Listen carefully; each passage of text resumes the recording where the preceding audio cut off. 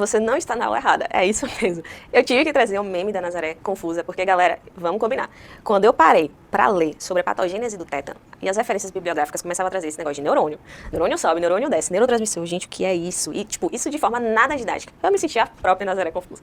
Só que, pra vocês, eu descompliquei isso tudo, então vocês não vão ficar com a Nazaré confusa. E, meu filho, se você não conhece Nazaré, eu preciso te dizer que você tem que assistir Senhora do Destino, uma das melhores novelas que já tivemos e que teve uma das melhores vilãs. Inclusive, quando eu tava fazendo esse slide, eu fiquei pensando se eu assumi que eu assistia a Senhora do Destino, que eu gosto de Nazaré Tedesco, se isso é cringe. Se é ou não, vocês vão me responder depois no Twitter, tá bom?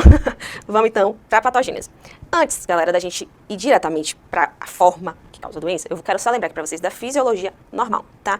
Então, aqui a gente tem o córtex motor. Saindo desse córtex motor, nós temos o neurônio motor superior. Esse neurônio motor, ele passa pela cápsula interna, pelo tronco cerebral, e mais precisamente no bulbo, ele vai decussar e vai para o lado contralateral. Vai, desce, desce, desce e chega aqui na medula.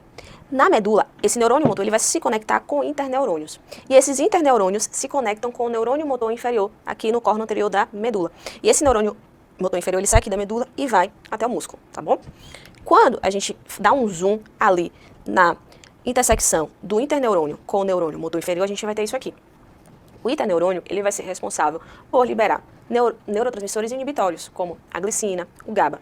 E o que é que esses neurotransmissores fazem? Eles vão agir aqui no neurônio motor inferior, impedindo que a acetilcolina seja liberada na fenda neuromuscular. Então, se a gente não tem acetilcolina, o que é que vai acontecer? O músculo vai ficar aqui, ó, distendido, relaxado, na situação fisiológica. Esse é o que a gente vai pensar na fisiologia normal. Beleza? Então guarda isso aí que a gente vai utilizar já já. Então vamos para a patogênese em si. Só voltar aqui primeiro uma foto para lembrar uma coisa para vocês. Tudo começa quando tem um acidente, um ferimento na pele, na mucosa. Então pode acontecer, por exemplo, de uma pessoa pisar em um prego enferrujado. Essa bactéria, o Clostridium, vai estar na forma esporulada aqui no prego e uma vez na ferida, em condições anaeróbicas, pela presença de necrose, de terra, de vidro, de corpos estranhos, enfim, ela vai se transformar na forma vegetativa, que é a forma filamentosa da bactéria. E essa forma, ela vai ser responsável por liberar a tetanospasmina, que é a neurotoxina tetânica e que é a toxina responsável por causar os sintomas clínicos. Então, veja só o que vai acontecer. Lá na fenda neuromuscular, essa toxina, ela vai fazer um movimento retrógrado do músculo, ela vai ascender para o neurônio, para lá para o neurônio motor inferior e vai assumir aí, ó, um caminho retrógrado pelos axônios. Continuando aqui, ó, então, ela vai de axônio a axônio até a medula, fazendo um caminho, então, centrípeto, ou seja, da periferia para o centro. Então, só para lembrar aqui para vocês, ó, tá aqui o músculo, aí a toxina, ela vai fazer o caminho retrógrado. Ela vai ascender para o neurônio motor inferior até chegar aqui o corno anterior da medula. O que é que vai acontecer no corno anterior da medula? Lembra lá que na medula, no corno anterior, o neurônio motor inferior, ele se conecta com o interneurônio. Olha só o que vai acontecer aqui. A toxina tetânica vai se ligar ao interneurônio, inibindo a liberação dos neurotransmissores inibitórios. Então, ela não vai deixar que seja liberado glicina, GABA. Se o interneurônio não libera esses neurotransmissores, o que é que o neurônio motor inferior faz? Libera acetilcolina aqui na fenda neuromuscular. Essa acetilcolina vai se ligar aqui nos receptores, e o que é que a gente vai ter? Um músculo contraído. E aí, por isso que o paciente com tétano tem aqueles espasmos generalizados, que muitas vezes podem ser até irreversíveis, por conta dessa inibição aqui, ó, que a toxina tetânica faz. Tá certo? Espero que tenha ficado tranquilo para vocês. E aí, então, a gente vai entender agora as manifestações clínicas da doença. Só reforçar aqui para vocês do período de incubação, que geralmente é de 3 a 21 dias, sendo que a média é de 8 dias. No caso do tétano neonatal, pode até ser um pouco mais curto aí esse período de incubação. Só para lembrar aqui para vocês que o tétano ele pode ser generalizado ou localizado. Quando é generalizado, tem um acometimento de toda a medula e pode ser resultado de um acidente, então tétano acidental, ou do manejo inadequado no parto, do coto umbilical, que é o tétano neonatal.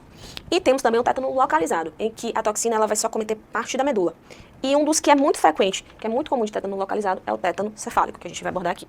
Então, tétano generalizado, só lembrando aí, reforçando, acomete toda a medula, a toxina, vai causar o que a gente chama de trismo, em que o paciente ele vai ter contração dos músculos mastigatórios, então ele não vai conseguir abrir a boca.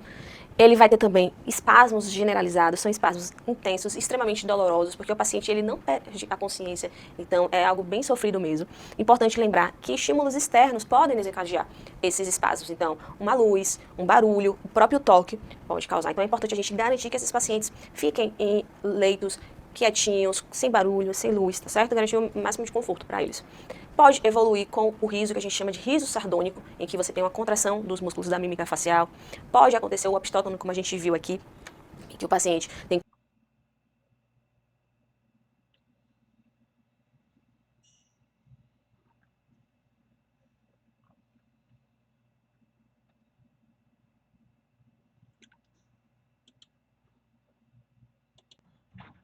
assume essa posição arqueada.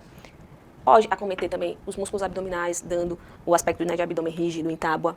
O paciente pode até evoluir com momentos de apneia por conta dos acometimento, né, dos músculos da caixa torácica e, inclusive, com disfagia. Em algum momento pode também ter sintomas autonômicos, de hiperatividade autonômica. Esse paciente pode ter sudorese, pode ter taquicardia, pode ter febre. Geralmente, quando tem febre, é febre baixa.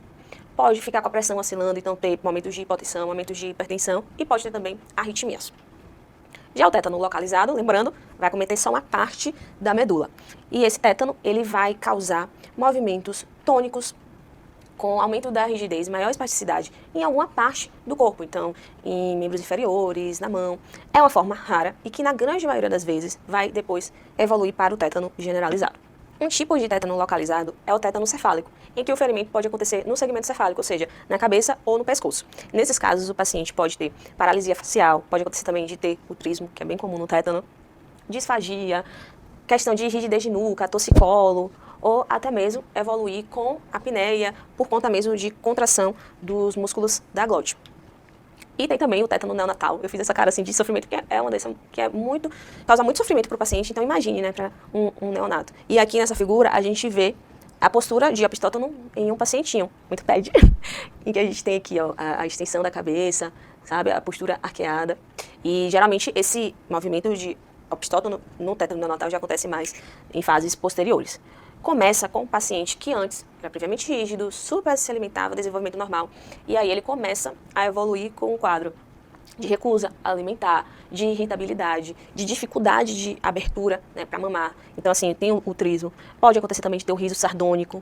E tem uma postura também que é muito comum no tétano neonatal, em que tem a flexão aqui das mãos, né, a mão fechada, flexão dos pés, tá certo? E o tétano neonatal, só para lembrar para vocês, é também conhecido como o mal de 7 dias, porque geralmente, né, o período de incubação é de 7 dias, o bebê, após o parto, acaba evoluindo com a doença. Só para lembrar para vocês que a duração clínica do tétano pode ser de 4 a 6 semanas, e muito disso é porque para o axônio se regenerar leva tempo. Então, esses que têm o acometimento vai aos pouquinhos ali se regenerando, então a clínica pode demorar de 4 a 6 semanas. Eu espero que depois dessa aula vocês estejam sorrindo que nem Nazaré Tedesco. Nada de Nazaré confusa, tá bom? Era isso que eu tinha pra falar. Até mais.